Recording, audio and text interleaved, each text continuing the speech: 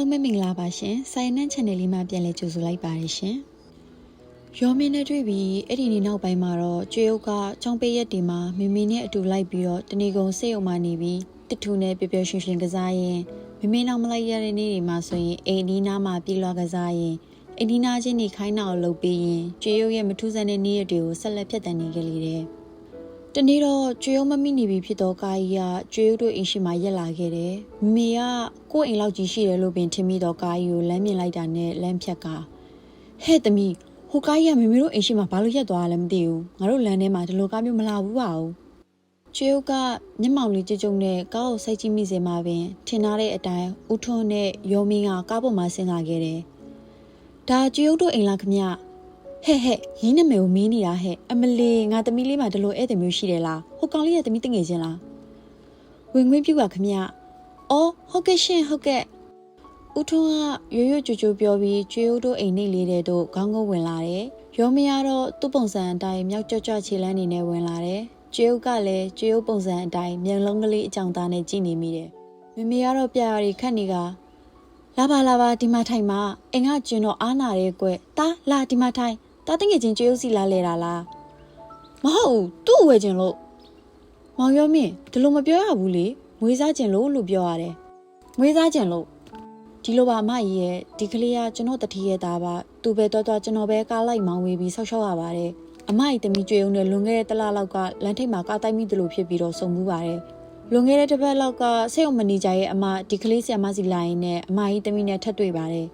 ်အဲ့ဒီကလေးကဒီကလေးကအမကြီးတမီကိုအိမ်ခေါ်သွားပြီးသူနဲ့ကစားဖို့အဖော်ရအောင်မွေးစားပေးပါလို့ပူဇာနေတာကျွေးရုပ်ကိုရှာမရမချင်းအမျိုးမျိုးဆန္ဒပြစူပူပောက်ကွဲဝုန်းတိုင်းကျဲတောင်းကျမ်းနေတာနဲ့သူ့မိဘတွေကိုခွန့်တောင်းပြီးအမကြီးတို့အိမ်လိပ်စာကိုစက်ရုံကနေတစင်စုံစမ်းပြီးလာခဲ့ရတာပါ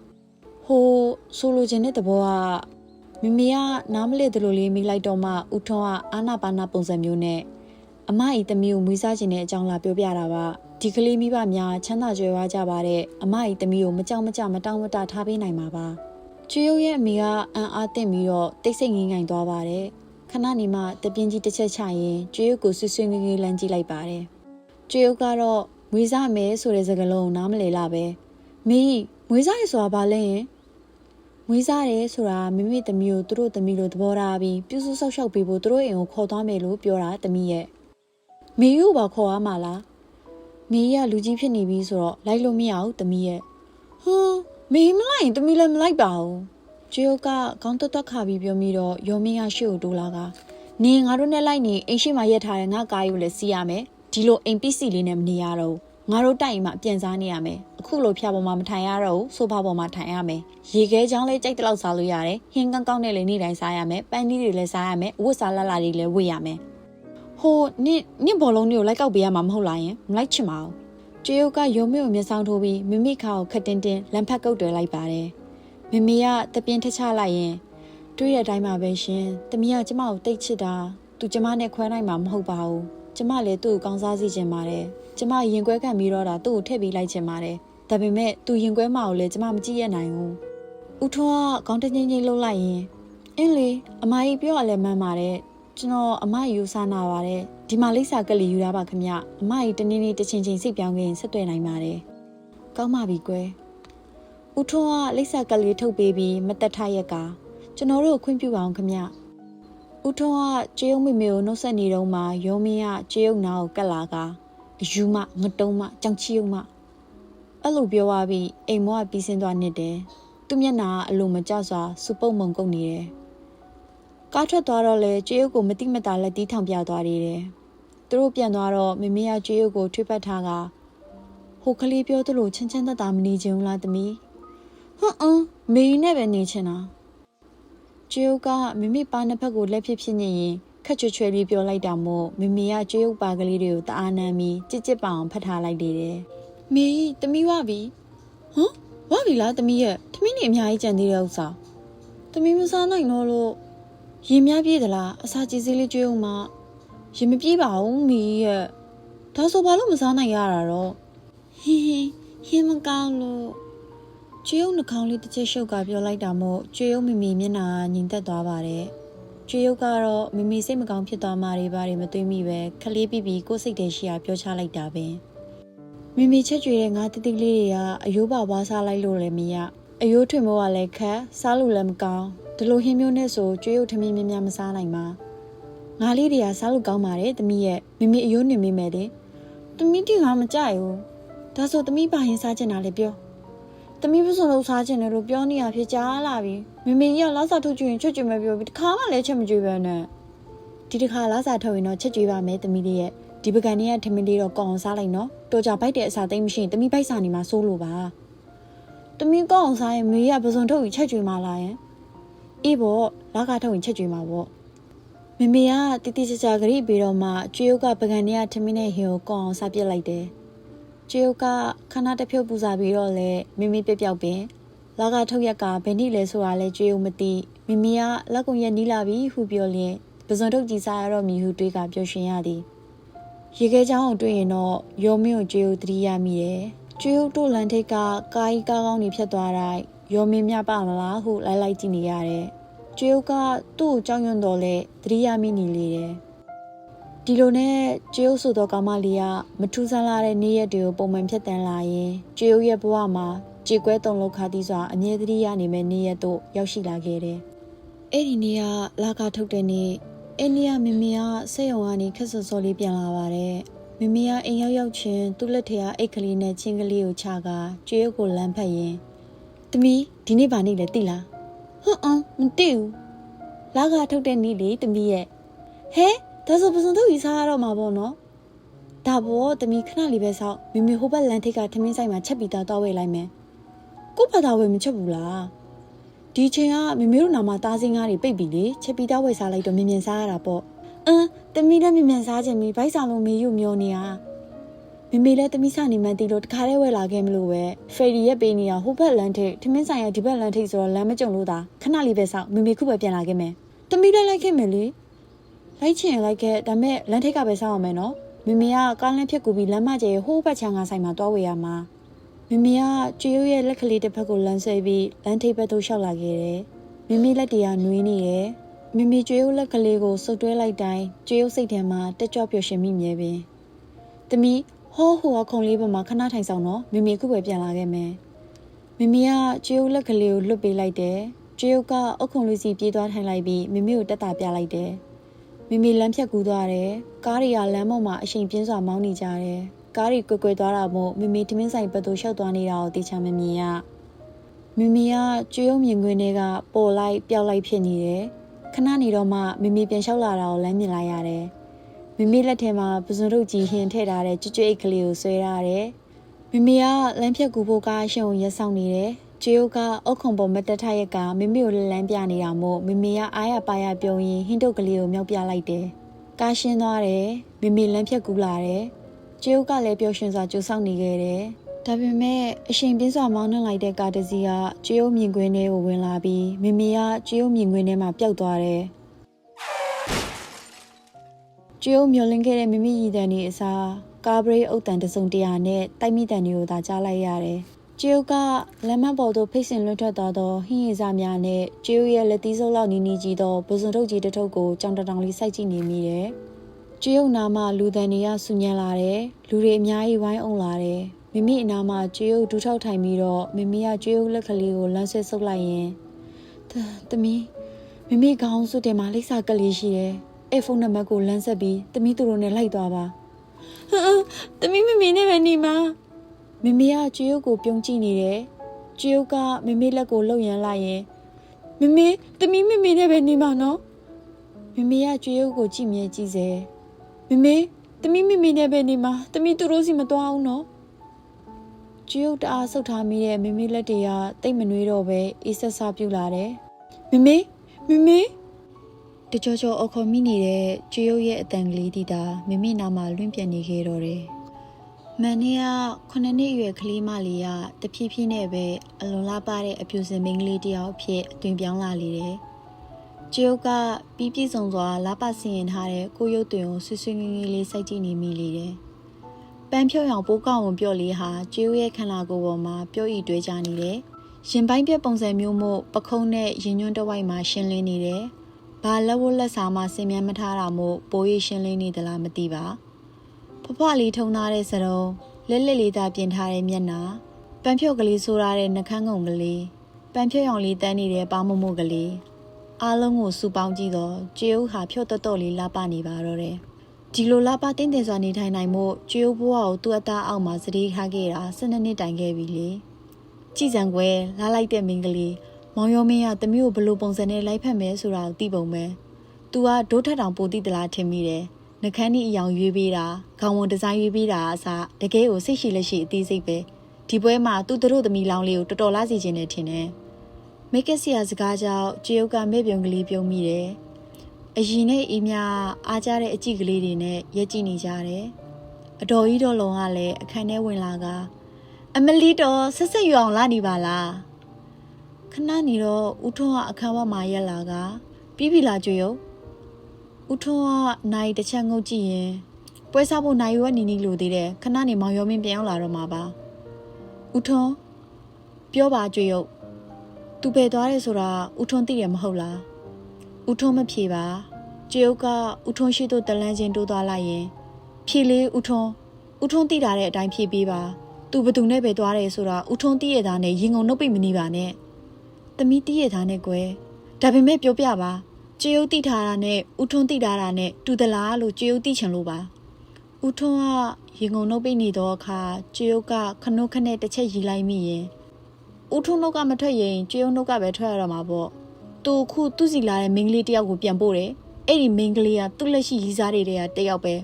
ဦးထွန်းမှသာကျွေးုပ်လိုသမီးတယောက်ရှိခဲ့ရင်ကို့သမီးနဲ့စီးဆက်တဲ့နေ့အထိရီးစားပေါင်း16တန်းနဲ့ဇလန်မပြတ်သေးတဲ့ယောက်ျားမျိုးနဲ့ဦးထွန်းသမီးကိုပေးစားမလားတကယ်ချစ်တယ်ဆိုရင်တော့ပေးစားလိုက်မယ်ဟမ်ဦးထွန်းကမဆိုင်မသွားပြန်ဖြေလိုက်တာမို့ကျွေးုပ်ကအံ့အားသင့်ငြိမ်သက်သွားပါတယ်ဦးထွန်းကပြက်ပြက်တသားဆက်ပြောတယ်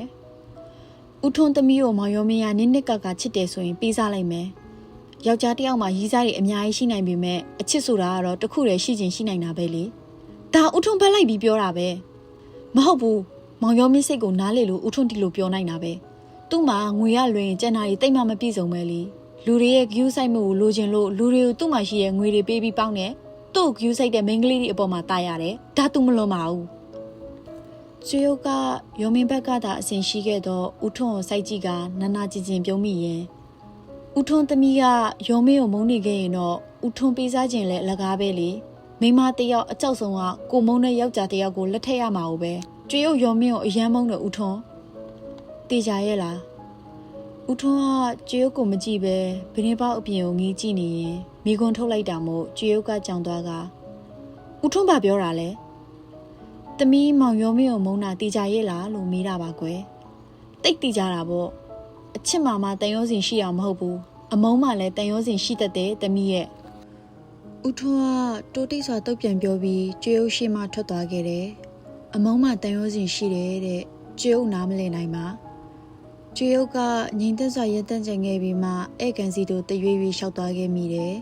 ဆောစောကတယောက်တည်းထိုင်နေခဲ့တဲ့ဧကန်ကြီးရဲ့အလယ်မှာတိုးတိတ်စွာထိုင်နေရင်ရောမင်းပြန်လာမဲ့အဝင်လန်းစီကိုလမ်းမျောကြည့်နေစေမှာညစ်တစ်စက်ကပါပြင်ပေါ်မှာလင်းမြန်စွာလေးဖြက်စီစဉ်သွားလေတယ်။မဆန်းတော့ပါဘူး။ဒီအောင်ရောက်လာကြတဲ့ကကျွေးုံမြေကြီးကြခဲ့ရတာအဆန်းမှမဟုတ်တော့ပဲ။ဟိုတုန်းကတော့အခုလိုအိန္ဒြေရဲ့ရလေးမြေကြီးကြခဲ့တာမဟုတ်။တအီအတန်ထွက်လျက်ခလေးပြပြအာပါတရအော်ဟင်ကိုခဲမိတာဖြစ်တယ်။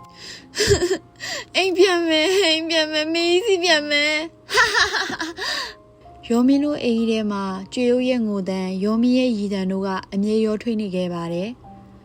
ကျွေရုပ်ရဲ့ငိုကြွေးတဲ့အတန်ငိုကြွေးတဲ့ဟန်ကရောမင်းအတွက်တော့အမြဲရည်စရာဖြစ်ခဲ့ရတယ်ကျွေရုပ်ကတပြဲပြဲငိုလေရောမင်းကရည်ရလေငိုနေတဲ့ကျွေရုပ်ရှိမှစင်ပြေနေပြေငုတ်တုတ်လာထိုင်ကြည့်ရင်တခွီခွီရည်လိုက်တခိခိရည်လိုက်လုံနေတာမို့ကျွေရုပ်ပင်လင်သူ့အံ့ဩကအငိုတိတ်သွားရသည့်အထီးပင်ကျွေရုပ်အငိုတိတ်ရင်လဲဟေးငိုလေပါဇက်ပြေးနဲ့ရှုံးမဲ့ပြီးငိုလေနှချီတော့မထွက်နဲ့တော့ငါယွန်တက်တယ်ဟာအဲ့အချိန်ကလေးကသူ့ရည်တံကိုကျွေရုပ်မုန်းတယ်အမုန်းဆိုတာဘာမှမသိတတ်တဲ့အရွယ်ကလေးကကျွေရုပ်သူ့ကိုမုန်းခဲ့ပါတယ်သူ့အတွက်တော့ကျွေရုပ်ကအပြင်းပြေကစားစရာလေးတစ်ခုလို့ပင်ကျွေရုပ်သူ့အိမ်ကြီးမှာမနေချင်ခဲ့ပါဒါပေမဲ့ကျွေရုပ်မှာသွားစရာနေရာလည်းမရှိကျွေရုပ်ကိုခေါ်လာနိုင်တဲ့ဆွေမျိုးနီးစပ်အဆက်အသွယ်လည်းမရှိအဖေမိဘတွေကအမေနဲ့သဘောမတူတော့အမွေဖြတ်ထားခဲ့တာလို့အမေကပြောဘူးတာမို့ကျွေးဦးသိခဲ့ရတယ် အခုတော့ဖေဖေကလည်းဆုံးနေပြီမို့ဘယ်ဆွေမျိုးနဲ့မှအဆက်အသွယ်မရှိတော့တာပဲမမေဆုံးတဲ့နေ့ကမမေမာထားခဲ့တဲ့အတိုင်းမမေကောင်းစွတ်တွေကိုနိုင်ကြည့်တော့ဦးထုံးပေးခဲ့တဲ့လိပ်စာကက်ကလေးကိုတွေ့ခဲ့ရတယ်မမေမာခဲ့တဲ့အကြောင်းကိုအိမ်ကြီးချင်းတွေကိုပြောပြတော့အိမ်ကြီးချင်းတော်ကြီးတယောက်ကဖုန်းဆက်ပေးခဲ့တယ်ချက်ချင်းပဲဦးထွန်းရောမင်းမှရောက်လာခဲ့ပြီးမိမိစာပန်းသားအတွက်စီစဉ်စရာရှိတာတွေစီစဉ်ပေးပြီးကြွေရုပ်ကိုရောမင်းအိမ်သို့ခေါ်ဆောင်သွားခဲ့ကြပါတယ်။ရောမင်းတို့ကတကယ်တည်းအိမ်ကလည်းလှတယ်၊ခြံကလည်းကျယ်တယ်။အိမ်ထဲကပစ္စည်းတွေကလည်းကြွေရုပ်မမြင်ဘူးတဲ့အဖိုးတန်အကောင်းစားတွေကြီးပဲ။ဒါပေမဲ့အိမ်ကြီးက6ကတ်တိတ်ဆိတ်လာပါတယ်။ရောမင်းအဖေကတက်ရှိထင်ရှားရှိနေစေတတိကြီးတူဟုကြွေရုပ်တိထားဘူးပေမဲ့အဲ့တတိကြီးကိုရောမင်းတို့အိမ်မှာတခါမှမတွေ့ဘူးပါရောမင်းအမိကလည်းရောမင်းနဲ့သာအတူနေတယ်ဆိုပေမဲ့တိတ်အိမ်ကလာတာမဟုတ်ပါရောမင်းမိမိကလှတယ်နှုတယ်တွက်တယ်မြူးတယ်မိဖို့ကြောင့်လည်းဝင်တာမတွေ့ဘူးပေမဲ့ရှော့ပင်ထွက်ပြီးပစ္စည်းတစ်ပုံတစ်ပင်နဲ့ပြန်လာတာတော့မကြာခဏတွေ့ရတယ်ဝယ်လာတဲ့ပစ္စည်းတွေမှာမိဖို့ကြောင့်သုံးပစ္စည်းတွေမပါဘူးဖက်နက်တွေအိတ်တွေအဝတ်အစားတွေနဲ့မိတ်ကပ်ပစ္စည်းတွေကြီးပဲမိဖို့ကြောင့်သုံးပစ္စည်းတွေအဝယ်ထွက်ရတဲ့သူကဒေါ်လုံးရောမင်းတို့အိမ်ရဲ့အိမ်မှုကိစ္စတွေကိုဒေါ်လုံးကလုပ်ပေးတယ်ရောမင်းကိုဦးထွန်းကဆောက်ရှောက်ပေးရတယ်ရောမင်းမိမိကတော့ပွဲလန်းသပင်တွေသွားဖို့ကိစ္စတွေနဲ့ပဲအမြဲရှုံနေတယ်စပင်ပုံစံကိုတစ်လတစ်မျိုးပြောင်းတတ်တယ်ဒီအိမ်ကလူတွေကိုကြွေးအောင်နားမလဲပါဘူးသူတို့ရဲ့ဆက်ဆံရေးတွေကကြွေးဦးတို့သားအမိဆက်ဆံရေးလိုမျိုးမရှင်းလင်းဘူးကြွေးဦးတို့သားအမိကတော့တယောက်ကိုတယောက်တိတ်ချစ်ခဲ့ကြတယ်မမေကသမီးလေးကိုကျင်နာပြီးသမီးလေးကမမေကိုအားကိုးတယ်မမေမှာပတ်စံမရှိပေမဲ့အုတ်ထိန်သူပြီးသားစွာကြွေးရုပ်ကိုအမြဲဆောက်ရှောက်လို့စိတ်ရှိတယ်ရောမင်းတို့ကဒီလိုမဟုတ်ရောမင်းကတားတယောက်နဲ့မတူအရှင်တခင်နဲ့တူတယ်ရောမင်းမမေကအမေတယောက်နဲ့မတူမြူးကြွလွတ်လပ်ပြီးဘာတာဝန်မှမရှိတဲ့အပြိုတယောက်နဲ့တူတယ်ဆွေမျိုးမဆက်တဲ့အိမ်အောင်တိန်တို့လုံးကအမေတယောက်လိုပြုစုရပြီးဦးထွန်းကအဖေလိုဆောက်ရှောက်ရတယ်ရောမင်းအဖေကတော့ရှိနေသည်ဟုဆိုတာပင်သိရပြီးဘယ်စီမနေမှန်းမသိဘယ်တော့မှလည်းအိမ်မပြန်လာခဲ့ပါကျုပ်ကသူတို့ရဲ့အေးဆက်ချုပ်ကနေတဲ့အအိမ်မှာနေရတာမွန်းကျက်လွန်လာတိုင်းကျုပ်တို့သားအမိနွေးနွေးထွေးထွေးနေခဲ့မှုတဲ့အင်္ဂလိပ်စီပြန်ကျင်စိတ်ဖြစ်အောင်ငိုမိနေမြဲပင်ကျုပ်ငိုလို့ရောမင်းရရင်ကျုပ်ကအိမ်တကားဝါစီပြေးထွက်ပြီးအိမ်ပြန်ဖို့ကြိုးစားမိတယ်အဲ့ဒီခါမှာရောမင်းကအိမ်တကားစီကျုပ်ထက်အရင်ဦးအောင်ပြေးထွက်ပြီးတကားတွေကိုပိတ်ထားလိုက်တယ်ပြီးတော့တကားကိုကြောမိရက်ကနင့်အိမ်မှာဘယ်သူမှမရှိပဲနဲ့နင်ကဘာကိစ္စပြန်มาလဲမမေရှိတယ်မမေရှိတယ်နင့်အမေကတေးပြီလေးကြွေရုပ်ရဲ့မတေးဘူးမမေကမတေးဘူးရောမင်းကမမေတေးပြီဟုပြောတိုင်းသူ့ကိုကြွေရုပ်မုံလာပါတယ်ကြွေရုပ်ငိုနေစဲမှာညဝတ်အင်ကြီးဖဖားရီဝတ်ထားတဲ့ရောမင်းမေမေကအိမ်မော်တက်ကဆင်းလာကဟဲ့စိုးစိုးစီးစီးဓာကြီးလိုက်တာရောမင်းရဲ့ဒီကောင်မလေးရောက်လာခဲ့တဲ့တပူပူတကြီးကြီးနဲ့စိတ်ပြက်စရာကောင်းလိုက်တာနေပါစိတ်ကူနေများဒီကောင်မလေးကိုခေါ်လာရတာလေဟဲ့တာပြင်းလို့တာနဲ့ဆော့ဖို့ခေါ်လာတာဗောပြင်းကစားစရာနဲ့ဆော့ဖို့ဟဲ့လူနဲ့ဆော့တာပိုးပြောစရာကောင်းတယ်ဒီကောင်မလေးကရီးစရာကောင်းတယ်အပြင်းပြေတယ်ခိုင်းလို့လည်းရတယ်စိတ်ရှုပ်လိုက်တာဟဲ့အေးကြီးလာစမ်းငါသွားစရာရှိလို့ငါ့ကိုလက်သိနေလာဆိုပေးအောင်ဟုတ်ကဲ့မမ beauty parlor သွားမလို့ဟာအချိန်သိမ့်မရတာနဲ့အိမ်မှာပဲပြင်ရတော့မယ်ဒေါ်လုံးရောဟင်ချက်ပြီလားချက်ပြီမမဘာချက်လဲရောမင်းစားခြင်းနဲ့ဆိုလို့ကြက်သားကြော်ရဲ့ငါးဦးကြော်ရဲ့ဝက်သားပေါင်းရဲ့လှုပ်ထားပါတယ်အမလီဟဲဒီကလေးကြက်လိုက်တာမှဖြစ်အစီစိတ်တီးပဲအဲ့ဒါတွေပဲနေတိုင်းစားလို့ကတော့ငါဝိတ်ကိုဘလို့မှထိန်းလို့ရမှာမဟုတ်ဘူးငါ့ကိုကစွန်းပလိန်စီနဲနဲနဲ့ကြော်လိုက်ကြက်သားကိုစီနဲနဲထည့်ပြုတ်ပြီးရှော့တီးမြများညစ်ပြီးကြက်တနီမြများနဲ့တုပ်လိုက်ဟုတ်ကဲ့ဒီနေ့ညနေဟိုတယ်သွားပြီးရေကူးမလို့ဘော်တိုင်းနဲ့ချိန်ထားတယ်ငါအပြင်သွားတော့ရေကူးဝတ်စုံရဲ့ဦးထုတ်ရဲ့ရှားလာပေုံကြလားဟဲ့ဟိုကလေးမခဏခဏတပြည့်ပြည့်ငုံမနေနဲ့ကြားရတဲ့လူလည်းနားကြီးတယ်နင်းလဲမောတယ်တိတ်တော့ဟဲ့အေးဒေါ်လုံးလိုင်းပြောလိုက်အောင်ကမလေးအငိုတိတ်သွားအောင်ရှိတဲ့မုတ်တွေချကျွေးလိုက်လို့ရောမင်းမမေကသူပြောချင်တာရေးတရဆက်ပြောပြီးအိမ်မော်တက်ကိုတက်သွားတယ်အေးကြီးကလည်းဒေါ်လုံးကိုမစရာရှိရမှာသွားပြီးအပေါ်တက်သို့တက်လိုက်သွားတယ်ရောမင်းမမေကသူ့ဘာသာအလားအပါမတ်တာအိမ်မကတ်တာဘယ်ရမဆိုအလေးနဲ့မထားတာတွေရှိပေမဲ့ကြွေးုပ်ကိုတော့မနှိမ့်ဆက်ကြွေးုပ်အပေါ်ကိုလည်းမစိုးကောင်းလည်းမကောင်းခေါင်းမပြီးထင်အောင်ဆိုင်တက်တဲ့သူ့သားရဲ့ပူဇာမှုကိုမတက်တာ၍ခွင့်ပြုလက်ခံထားရတဲ့သဘောပင်ကျွေးရုပ်ဆူဆူညံ့ညံ့အော်လင်းဆိတ်ရှုပ်တလို့ငောင်းကန်တက်ပြင်မဲ့ကျွေးရုပ်ကိုတော့အစင်တဖြစ်မျက်လုံးတောက်တောက်ချီချိုးနေဖို့အထီတော့သူ့မှာအချိန်မရှိပါအငိုတိတ်ဖို့ဆိုရင်ရှိသမျှမော့အကုန်ချကျွေးလဲနှမျိုးတွန်းတူတတ်သူမဟုတ်ပါကျွေးရုပ်အတွက်တော့ရောမင်းမေမေဒေါ်မေတီဟာအံ့ဩစရာကောင်းသောအမေတယောက်ပင်ဒေါ်မေတီကမမေလိုမဟုတ်မမေကျွေးရုပ်ကိုနှွေးထွေးယူရတယ်လို့ရောမင်းကိုနှွေးထွေးယူရခြင်းလည်းမရှိသူ သူကိစ္စနဲ့သူသာအာယုံများနေတဲ့သူမျိုးဖုံးပြောလိုက်ပြီဆိုရင်လည်းအကြာကြီးသူ့သားတနေကုန်ဂိမ်းထိုင်စောနေလဲဟန်တာဖို့သတိမရစာချက်ပါလို့လည်းတခွန်းမပြောသူပင်ကျွေးရုပ်ကတရှိရှိငိုနေရင်ဒေါ်မီတီကိုကြောက်ပြီးအတန်တိတ်သွားကတအီဆက်ဆိုင်နေမက်အီလာချပြီးတော့မုတ်ဘူးတွေကမုတ်တွေကိုလက်တဆုပ်စာနိုင်ပြီးပလုတ်ပလောင်စားပြီးတော့ရောမင်းကရီပြန်တယ်ဟာဟာအငတ်မဇာတိရပြလာပြန်ပြီကျွေးရုပ်ကသူ့ဂယူးမဆိုင်တော့ပဲမုတ်တွေကိုသာနိုင်နိုင်စားနေလိုက်တယ်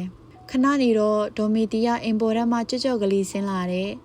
အလှပြင်နာပုံကရုပ်ရှင်မင်းသမီးလောက်နီးနီးရေမွေးနဲ့နေတဲ့ကြိုင်လိုက်နေပါတယ်တားရီမမီအပြင်သွားလိုက်အောင်မယ်စားချင်တာရှိရင်ဒေါ်လုံကိုပြောသွားချင်တာရှိရင်လည်းဦးထွန်းနဲ့သွားဟုတ်ပြီလားဒေါ်မီတီကရောမီကိုလမ်းပြောမှကြရင်ကောင်မလေးရှိမှခြေထောက်ကိုစမ်းထုတ်ပေးလိုက်တယ်ကောင်မလေးကဒေါ်မီတီချင်းမှာစောက်ကြောက်ထိုင်ချကကြိုးတိုင်တောက်ဖက်နှက်ကိုအသေးချပက်စီပေးလိုက်ရပါတယ်ဒေါ်မီတီထွက်သွားတော့ရောမီကမုံကုတ်ကုတ်မျက်နှာထားနဲ့လှမ်းကြည့်ကြံခဲ့တယ်ကျွေးရုပ်ကရောမီကိုကျွေးရုပ်အနားမှာရှိမနေစေချင်တာမို့ပလုတ်ပလောင်စားနေရင်ကဟဲ့နင့်မင်းနဲ့လိုက်သွားပါလားမလိုက်ပါဘူးငါဆိုအမြဲလိုက်တယ်တိလားမိမိလက်ကိုဆွဲပြီးရှောက်လေရတာအရန်ပြုတ်စရာကောင်းလားနင်တို့ကပတ်စံရှိတော့နင်လိုချင်တာလက်ညှိုးထွက်ရင်နင့်မင်းကဝယ်ပေးမှာပေါ့မာဘီနဲ့မသွားပဲဦးထွန်းနဲ့သွားရင်လည်းငါလိုချင်တာဝယ်လို့ရနေရပဲညနေကျမှဦးထွန်းကိုခေါ်ပြီးဈေးသွားဝယ်မယ်ကဲအခုတော့ရော့ငါဒါစားချင်တယ်ခွာပြီးရောမင်းကသူ့ပေါင်းမီအိတ်ထဲကနေကြစီကိုဆွဲထုတ်ကကျွေးရုပ်စီပစ်ပေးလိုက်တာမို့ကျွေးဥမှာကိုမျက်နှာကိုမထိအောင်ကမန်းကရံဖမ်းယူလိုက်ရပါတယ်တထုံခွာပေးရမှာလားဟုတ်တယ်ခွာပေးငါကနေကြစီကြိုက်တယ်နင်ကြိုက်ရင်နင်ပါစားနင်ခွာစားပါလားငါမခွာချင်လို့နင်ခွာခိုင်းတာဗောငတုံးမရဲ့ငါမခွာချင်ဘူးမခွာရင်နင်ကိုလူရှိမှကြောင်ချီရုပ်လို့အတန်ကျိန်နဲ့အော်ခေါ်မယ်ကျွေးကရောမင်းကိုကြောက်ကြောက်နဲ့နေကြစီတွေထိုင်ခွာပေးရသည်မှာလက်သေးထိတ်ကလေးတွေတောင်နာလာရသည့်အထိပင်သူကတော့ကျွေးခွာပေးသည်မြောက်လက်ဖြန့်ခံကအစင်သင့်ကလေးစားလေတယ်သူ့လောက်ရက်ကဘလောက်မုံမို့ကောင်းမှတနည်းထိုမြောက်မကသည်သူတင်းနှစ်ကွင်းကိုတင်းနှစ်ကစားဖို့တွိုင်းရင်လေကျွေးမှာသူ့ရက်ကတ်ကိုထမ်းကသူ့နောက်ကလိုက်ရတယ်သူတယောက်တည်းတင်းနှစ်ရိုက်လေးကျနေရင်ကျွေးကဘောလုံးကောက်ပေးရတယ်သူကဘယ်တော့ကျွေးကိုခေါ်တယ်အဖော်အဖြစ်ခေါ်တာတော့မဟုတ်လက်တိုလက်တောင်ခိုင်းစီပြီးခေါ်တာဖြစ်တယ်ကဲဈေးဝယ်ထွက်မယ်ဦးထွန်းကြီးဈေးဝယ်ထွက်မယ်ကားအသင့်ပြင်မှာကျွေးသွားအဝတ်စားသွားလဲငါနဲ့လိုက်ခဲ့အဝတ်စားတတိယလာလာပါဝတ်ခဲ့ခေါင်းတိချပြီးခဲ့ငါနဲ့အတူပါလာတဲ့လူကကြောင်ချီုပ်ဖြစ်နေငါပဲရှက်ရတယ်ရောမင်းကအမိတ်ပေးလိုက်ရင်ကျွေးကအဝတ်စားသွားလဲပြီးသူနဲ့အတူလိုက်လာခဲ့ရတယ်သူကကျွေးဝတ်စားလာတာကိုခြေစုံကောင်းဆုံးကြည့်ပြီးသူစိတ်တိုင်းကြမှာဖြစ်ကားပေါ်ပြီးတက်တယ်သူစိတ်တိုင်းမကြရင်အိမ်ထဲပြန်ဝင်ပြီးအဝတ်အစားပြန်လဲရပါတယ်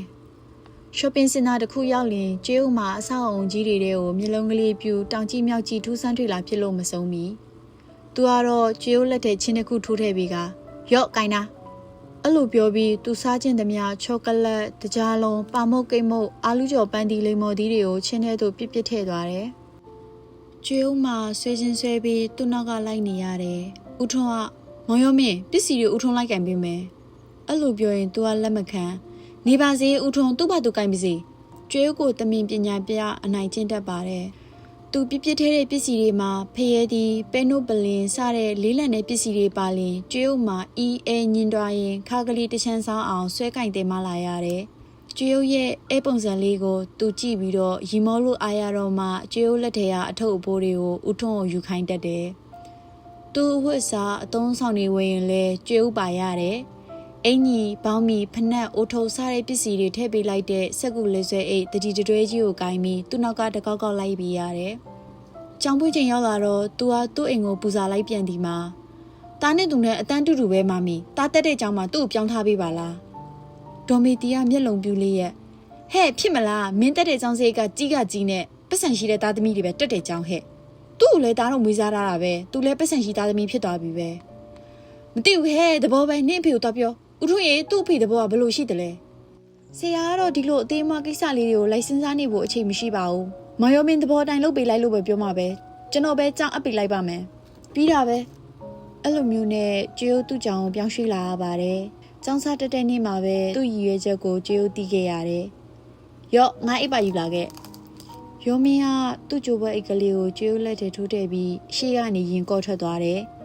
အဲ့ဒီနေ့မှစ၍ကျွေးကသူ့ရဲ့လွယ်အိတ်လွယ်သမားမုတ်ထဲတဲ့ချင်းနဲ့ထမင်းဘူးကင်၍လိုက်ပါရသူမိုးရွာရင်ထီဆောင်ပေးရတဲ့သူတင်စားပြီးပြောရရင်သူ့ရဲ့တက်တော်စားကိုရန်တော် ကျောင်းသွားပြီဆိုကျွေးရုပ်ရဲ့အိတ်ကိုလွဲ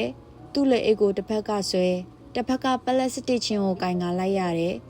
သူမို့လို့ယောက်ျားလေးဖြစ်ပြီးနေစိတ်လိုက်တာကိုကျွေးရုပ်မှအံ့ဩလို့မဆုံးနေကင်းထမင်းစားချိန်ရောက်ရင်လဲသူကရေဆိုရင်ရေငဲ့ပေးရတယ်မုတ်ဆိုရင်မုတ်ထုတ်ဖောက်ပေးရတယ်လက်တော့ဝတ်ဆိုရင်လက်တော့ဝတ်ကိုသူ့လက်ထဲကိုထည့်ပေးရတယ်ကျွေးရုပ်မှသူ့အမေပမာပြုစုကျွေးမွေးရသေးတယ်ညနေကျောင်းဆင်းပြီးချိန်သူကတစ်စက္ကန့်ထပြန်ဒီမှာလုပ်ငန်းလေးစားလိုက်ကြရအောင်အဲ့လိုပြောပြီးပန်းတီးတစ်လုံးကိုကျွေးရုပ်ထံပစ်ပေးလိုက်တယ်ကျွေးရုပ်ကအဲ့ပန်းတီးကိုအမိဖန်ယူပြီးလက်ဖွားပေါ်တင်ထားပေးရတယ်သူကတင်းနစ်ဘောလုံးနဲ့လမ်းပစ်တယ်အခါ20-30လောက်ပြစ်မှပန်းတီးကိုတစ်ခါထိတယ်သူ့ဘောလုံးကကျွေးရုပ်လက်ကိုလာထိလိုက်မျက်နှာနားမှာဝဲသွားလိုက်ဒီချိန်မှာတော့သူအားကုန်လွဲပစ်လိုက်တာဘောလုံးကကျွေးရုပ်မျက်နှာကိုထိမှန်သွားလေတဲ့မုန်းနေနင့်ကိုမုန်းနေမုန်းနေမုန်းနေကျွေးရုပ်ကကိုယ့်နှစ်ဖူးကိုလဝါဖြစ်ဖိပုတ်လိုက်ရင်နနာကြီးကြီးအဟစ်ငိုကြွေးမိလေခဲ့တယ်